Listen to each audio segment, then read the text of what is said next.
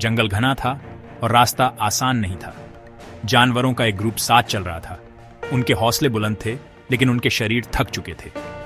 वे जंगल का सच जानने के लिए एक सफर पर थे। अचानक किकी, छोटा बंदर, फिसल गया। वह सीधे घने चिपचिपे कीचड़ के एक पैच में गिर गया। एक पल के लिए उसका दिल गहरे डर से भर गया। उसे लगा कि वह धंस रहा है, ठंडी कीचड़ उसे नीचे खींच रही है। उसने अपने हाथ पैर हिलाने की कोशिश की, लेकिन वह फंस गया था। जितना ज्यादा वह स्ट्रगल करता, उतना ही ज्यादा वह नीचे धंसता जाता।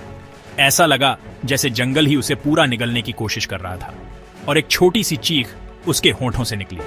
किकी को मुसीबत में देखकर उसके दोस्त बिना एक पल सोचे उसकी तरफ भागे। भोलू, बड़ा भालू ने अपना मजबूत पंजा बढ़ाया। उसने किकी से कहा, फिक्र मत करो छोटे, हम तुम्हारे साथ हैं। चिंटू, हाथी का बच्चा, ने अपनी छोटी सूंड का इस्तेमाल करके कुछ कीचड़ को हटाया। यहां तक कि छोटी गिलहरी चीकू ने भी कीचड़ पर सूखी पत्तियां फेंकना शुरू कर दिया ताकि एक मजबूत सतह बन सके। यह किसी एक जानवर की ताकत के बारे में नहीं था, यह सबके एक साथ आने के बारे में था। उनके काम छोटे थे, लेकिन उनका इरादा बहुत पावरफुल था। उन्होंने किकी को दिखाया कि वह अपने स्ट्रगल में अकेला नहीं था, और इस साधारण बात ने उसे उम्मीद की एक नई लहर दी। किकी को अपने सीने में एक वार्मथ महसूस हुई, जिससे ठंडा डर दूर हो गया। यह दोस्ती की वार्मथ थी। उसने भोलू का पंजा कसकर पकड़ा। भालू के एक जेंटल लेकिन मजबूत खींचने और हाथी के एक हेल्पफुल नर्ज के साथ उसे धीरे धीरे चिपचिपे जाल से बाहर निकाला गया। कीचड़ में सना हुआ लेकिन सुरक्षित, उसने अपने दोस्तों को ग्रेटफुल आंखों से देखा। उसे एहसास हुआ कि यात्रा मुश्किल थी, लेकिन दोस्तों के साथ होने से हर चैलेंज छोटा लगने लगा। वह डरा हुआ था, हाँ, लेकिन उसके दोस्तों के सपोर्ट ने उसके डर को ट्रस्ट और टुगेदरनेस के बारे में एक सबक में बदल दिया था। यह छोटी सी घटना उनके ग्रुप के लिए एक बड़ी कहानी बन गई। इसने उन्हें याद दिलाया कि जंगल में कई छिपे खतरे थे। कभी कभी यह कीचड़ का एक फिसलन भरा पैच होता था, तो कभी कभी कुछ और ही हो सकता था। लेकिन असली खतरा इन चीजों का अकेले सामना करना था। वे समझ गए कि उनकी असली ताकत उनकी इंडिविजुअल एबिलिटीज में नहीं थी, बल्कि उनकी यूनिटी में थी। जैसे ही वे अपनी चाल जारी रखते, किकी अपने दोस्तों के करीब रहा। उसका दिल अब डर से नहीं, बल्कि उस शांत कॉन्फिडेंस से भरा हुआ था जो यह जानने से आता है कि जब आप गिरते हैं तो आपके पास ऐसे लोग होते हैं जो आपको संभाल लेंगे। ग्रुप को माया, चालाक लोमड़ी लीड कर रही थी। वह सबसे मजबूत या सबसे बड़ी नहीं थी, लेकिन उसका दिमाग सबसे तेज था। वह उन चीजों को देख सकती थी जो दूसरे मिस कर देते थे। जबकि दूसरों को कांटेदार झाड़ियों की एक दीवार दिखती थी, माया एक छोटा छिपा हुआ गैप ढूंढ लेती थी जिससे वे निकल सकते थे। जब उन्हें एक तेज बहती हुई नदी का सामना करना पड़ता था, तो वह मजबूत पत्थरों की एक लाइन ढूंढ लेती थी जो एक नेचुरल पुल बनाते थे। उसकी लीडरशिप जोर से आदेश देने के बारे में नहीं थी, यह शांत ऑब्जर्वेशन और स्मार्ट थिंकिंग के बारे में थी। वह एक शांत कॉन्फिडेंस के साथ चलती थी, जिससे दूसरों को उसके जजमेंट पर पूरी तरह से भरोसा करने की प्रेरणा मिलती थी। माया जंगल के कई मूड्स को जानती थी। वह उसकी फुसफुसाहट और उसकी चेतावनियों को समझती थी। वह उन्हें उन रास्तों से दूर ले जाती थी जहां प्रीडेटर्स अक्सर घात लगाए रहते थे, और उन्हें उन रास्तों की ओर गाइड करती थी जहां मीठी बेरी उगती थी। वह अक्सर रुकती, अपनी नाक हवा में उठाती और बस सुनती। दूसरे धैर्य से इंतजार करते, यह जानते हुए कि वह उनके लिए जंगल के रहस्यों को डिकोड कर रही थी। उसकी क्लेवरनेस पूरे ग्रुप के लिए एक शील्ड थी, उन्हें नुकसान से बचाती थी और उनकी मुश्किल यात्रा को थोड़ा आसान बनाती थी। उसने उन्हें सिखाया कि ताकत सिर्फ मसल के बारे में नहीं थी, ये बुद्धिमान और जागरूक होने के बारे में भी थी। एक पॉइंट पर वे रास्ते में एक कंफ्यूजिंग फॉग पर आए। दोनों रास्ते बिल्कुल एक जैसे दिखते थे, घनी हरी फोलियज में गायब होते हुए। ग्रुप बहस करने लगा। भालू बाईं ओर जाना चाहता था और हिरण दाईं ओर जाने पर अड़ा हुआ था, लेकिन माया बस मुस्कुराई। उसने बाईं ओर के रास्ते पर खिलते हुए एक फूल की ओर इशारा किया। वह फूल केवल वहीं उगता है जहां सुबह की धूप होती है, उसने धीरे से कहा।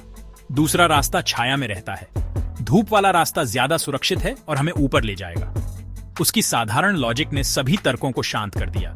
वे उसके पीछे चले, प्रकृति के छोटे छोटे क्लूज के उसके गहरे ज्ञान से अमेज्ड होकर। माया की लीडरशिप अपने आप में एक सबक थी। उसने कभी अपनी इंटेलिजेंस के बारे में बोस्टेड नहीं किया, उसने बस इसका इस्तेमाल सबकी मदद करने के लिए किया। उसने उन्हें दिखाया कि एक सच्चा लीडर ग्रुप से आगे नहीं चलता, बल्कि ग्रुप के साथ चलता है, ये सुनिश्चित करते हुए कि हर कोई सुरक्षित है और साथ मिलकर आगे बढ़ रहा है। उसकी क्लेवरनेस उसके अपने फायदे के लिए नहीं थी, बल्कि सभी की भलाई के लिए थी। जानवरों ने उससे सीखा कि स्मार्ट होना एक गिफ्ट था, और उस गिफ्ट का इस्तेमाल अपने दोस्तों को गाइड और प्रोटेक्ट करने के लिए करना उस गिफ्ट का सबसे बड़ा इस्तेमाल था।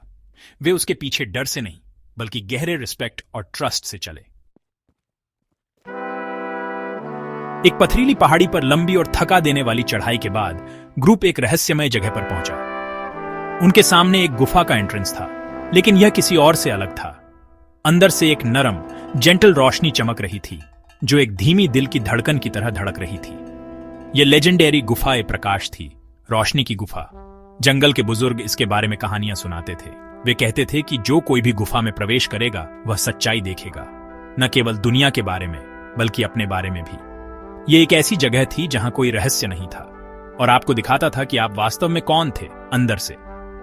गुफा के चारों ओर की हवा शांत और प्राचीन ऊर्जा से भरी हुई महसूस हुई। जैसे ही वे करीब आए, उन्होंने एंट्रेंस के पास एक बड़ा सपाट पत्थर देखा। उसकी सतह पर शब्द खुदे हुए थे, समय और मौसम से घिसे हुए, लेकिन फिर भी पढ़े जा सकते थे। संदेश सरल लेकिन गहरा था। इसमें लिखा था, जो अकेले चलते हैं वे अक्सर अपना रास्ता खो देते हैं। रास्ता विनम्रों को खुद को दिखाता है। जानवर पत्थर के चारों ओर इकट्ठा हो गए, शब्दों को बार बार पढ़ते रहे। उन्होंने इस बारे में बात की कि इसका क्या मतलब हो सकता है। उन्होंने पहला हिस्सा आसानी से समझा।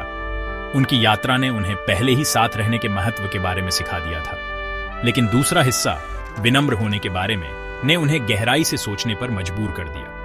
पत्थर पर लिखा संदेश गुफा की सीक्रेट की थी। यह सिर्फ एक चेतावनी नहीं थी, यह गाइडेंस थी। इसने सुझाव दिया कि सच्ची ताकत गर्व या एरोगेंस से नहीं आती थी, यह विनम्र और सीखने के लिए खुले रहने से आती थी।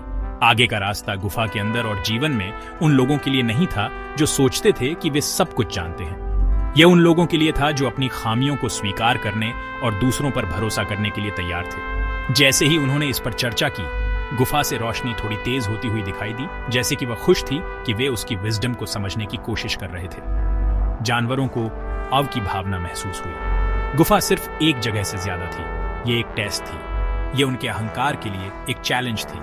इंस्क्रिप्शन ने उन्हें एक दूसरे को अलग तरह से देखने पर मजबूर कर दिया। यह इस बारे में नहीं था कि कौन सबसे तेज था या सबसे मजबूत था। यह इस बारे में था कि कौन अपने साथ सबसे ईमानदार हो सकता था।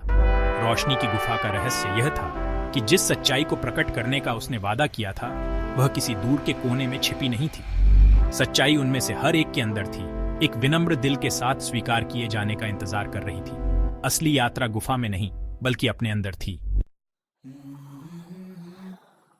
ग्रुप में रुद्र शानदार बाघ था। वह मजबूत, शक्तिशाली था और खुद को जंगल का सही राजा मानता था। उसने गुफा और इंस्क्रिप्शन को डिस्डेन से देखा। मुझे किसी की जरूरत नहीं है, उसने खुद से सोचा। उसकी छाती गर्व से फूल गई। मैं रुद्र हूं, मैं अकेला चलता हूं, क्योंकि मैं सबसे मजबूत हूं। अपने साथियों की चिंतित नजरों और पत्थर पर लिखे बुद्धिमान शब्दों को इग्नोर करते हुए वह आत्मविश्वास से अकेले रोशनी की गुफा के चमकते हुए एंट्रेंस में घुस गया। उसे विश्वास था कि गुफा उसे उसकी महिमा दिखाएगी और अल्टीमेट रूलर के रूप में उसकी जगह की पुष्टि करेगी। लेकिन जैसे ही रुद्र अंदर कदम रखा, गुफा ने उसे अपनी ताकत नहीं दिखाई। इसके बजाय चिकनी चमकती दीवारें पानी की तरह चमकने लगी।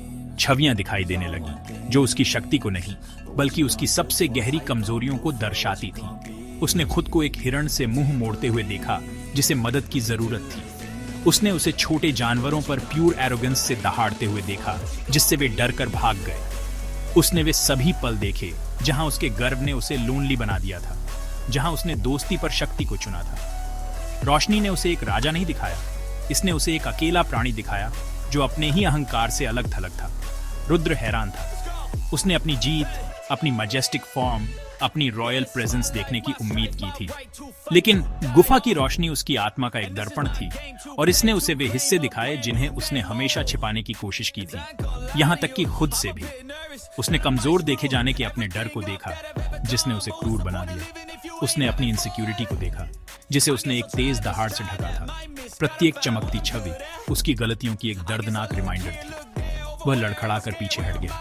उसकी अपनी सच्चाई का बोझ उस पर भारी पड़ रहा था। पहली बार महान बाघ ने खुद को छोटा और वल्नरेबल महसूस किया। वह धीरे धीरे गुफा से बाहर चला। उसका सिर नीचे झुका हुआ था। उसकी आंखों में गर्व गायब हो गया था।